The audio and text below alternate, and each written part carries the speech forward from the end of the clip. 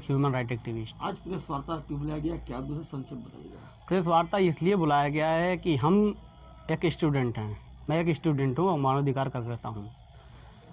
इस मामले पे प्रेस वार्ता बुलाया गया है कि प्रधानमंत्री नरेंद्र मोदी जी बनारस में जब आएंगे, क्या बनारस को जेल खाने में तब्दील कर आएंगे? क्या सिर्फ गुजराती लोग उनका कार्यक्रम देखेंगे या गुजराती अपने प्रधानमंत्री जी को देखेंगे? क्या प्रधानमंत्री जी ये साबित करना चाहते हैं कि जिनके हम प्रधानमंत्री वही हमें देखेंगे, बाकी हमारे विपक्ष के जितने लोग हैं वो जेलों में कैद रहेंगे उस दिन, ना मुझे देख पाए ना मेरा कार्यक्रम देख पाए? एक सबसे बड़ी बात कि मेरे साथी बाबू अली साबरी भाई ये इलेक्शन लड़ रहे हैं। मेरा तो किसी राजनीतिक पार्टी से कोई लेना देना नहीं है, पर हम इनके साथ इसलिए हैं कि जिस चीज़ का मुझे गुनहगार बनाया गया है बिला वजह बेकसूर, उस तरीके से इनको भी प्रताड़ित किया जा रहा है। इसलिए हम लोग साथ में प्रेस कॉन्फ्रेंस कर रहे हैं। बाबू भाई को राजा तालाब पुलिस चौकी पे ये कहकर रखा गया कि 3 दिन आपको पुलिस चौकी पे रहना है, खाना है, पीना है, सोना है।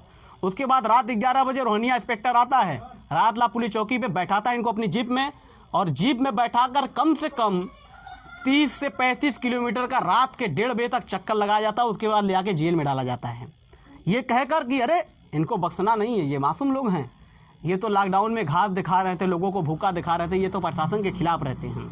हमारे बगल में हमारे मनीष भाई हैं जो बनारस में बुनकरों की आवाज़, किसानों की आवाज़, बेरोजगारों की आवाज़, नौजवानों की आवाज़ उठाते हैं। तो इनका गुनाह ये है कि प्रधानमंत्री जी जब आएंगे इनको उठा के ले जाया जाएगा। इनको ले जाकर कैद में रखा गया शेरगंज थाने के अंदर। तो मैं ये पूछना चाहता हूँ, हद तो तब हो गई कि मेरा घर राजा तालाब, मैं राजा तालाब रानी बाज़ार का रहने वाला निवासी हूँ जो थाना रोहनिया के अंतर्गत आता है। उसके बावजूद इन लोगों ने मुझसे बात करने के बावजूद मैं कहा मैं दिल्ली में हूँ, पढ़ाई कर रहा हूँ, ऑलरेडी मैं लखनऊ अपने रिश्तेदार के यहाँ शादी में आया हूँ। उसके बावजूद इन लोगों ने क्या किया कि मेरे रिश्तेदार के यहाँ तेलियाबाग में आकर उनके मकान पर नोटिस चिपका दिया इन्होंने। इस नोटिस में इन्होंने साफ साफ लिखा है कि ये जांच में पाया गया है कि आप कोई कार्रवाई कर सकते हैं, आप इनके काफिले में जो है रुकावट पैदा कर सकते हैं या कुछ भड़का सकते हैं आप। क्या मैं बनारस की पुलिस से ये पूछना चाहता हूँ, ये एसपी महोदय या जो एसएचओ महोदय जिन्होंने जांच किया है उनसे पूछना चाहता हूँ, क्या मेरे खिलाफ ऐसा कोई सबूत पुराना है या मेरे खिलाफ एक छोटी सी मुकदमा आप दिखा दीजिए, मैं आपकी नोटिस स्वीकार करने के लिए तैयार हूँ।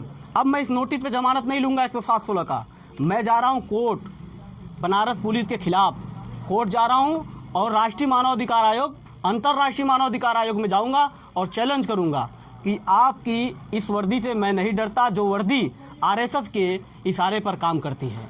क्योंकि मुझे पता है कि ये बताया गया है कि शायद आप संविधान का शपथ लेकर आप जनता की सेवा में लगे हैं, लेकिन आज बनारस पुलिस का रुख जिस तरीके से है, CNRC आंदोलनकारी से लेकर किसानों और बुनकरों आंदोलनकारी तक, हमें लगता है इन्होंने संविधान की शपथ नहीं बल्कि भारतीय जनता पार्टी का शपथ लेकर ये वर्दी पहने हैं। इस वर्दी के खिलाफ जिसमें इस तरह के वर्दी वाले हैं इनके खिलाफ मैं कोर्ट जा रहा हूँ। कोई मैं इन नोटिस पे कोई जमानत नहीं लूँगा, कुछ नहीं लूँगा। अब वर्दी जा रहा हूँ योगी बाबा की पुलिस के खिलाफ में।